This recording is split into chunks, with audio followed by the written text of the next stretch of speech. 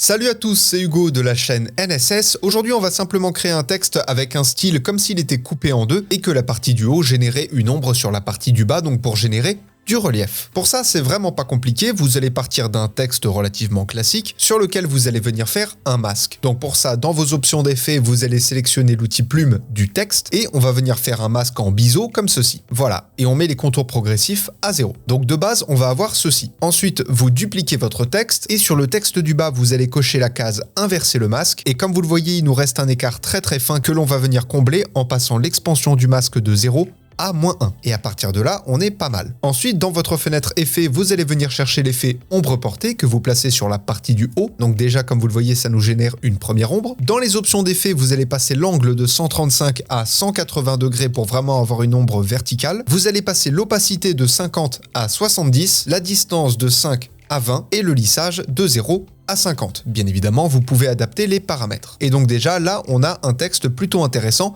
Vous pouvez même changer la couleur du texte du bas pour lui donner une couleur un peu plus sombre pour accentuer justement cet effet d'ombre. Voilà, comme ceci. Alors, on pourrait se dire à partir de là que le texte est terminé, mais pas du tout. Parce que si je viens glisser un cache-couleur en dessous de mon texte, comme vous le voyez, l'ombre ne va pas apparaître que sur le texte, elle va apparaître aussi sur le fond. Et si vous voulez utiliser votre texte sur un fond clair et avoir uniquement l'ombre sur le texte, ça va poser problème. Pour régler ça, comment on fait? Vous allez sélectionner les deux parties du texte, faire un clic droit, sélectionner un briquet et le renommer texte coupé en deux par exemple, et vous faites OK. Dans cette séquence imbriquée, vous allez venir sélectionner un texte, faire copier, retourner dans la séquence principale, faire coller et le placer au-dessus de la séquence imbriquée. Bien évidemment, n'oubliez pas de supprimer le masque. Et enfin, vous allez venir taper piste et sélectionner l'effet incrustation cache de piste que vous allez placer sur votre séquence imbriquée. Et à partir de là, il ne vous reste plus qu'à passer le cache de aucun à vidéo 3, ce qui va incruster le motif de texte coupé en deux dans le texte classique qui ne contient pas l'effet d'ombre, et donc l'ombre que l'on avait en dehors de la coupe ne sera pas gardée, tout ce que l'on aura c'est l'ombre à l'intérieur du texte, et à partir de là vous allez pouvoir l'utiliser sur n'importe quel fond. Alors bien évidemment après vous pouvez faire une animation de déplacer les parties pour vraiment faire comme si le texte était coupé en deux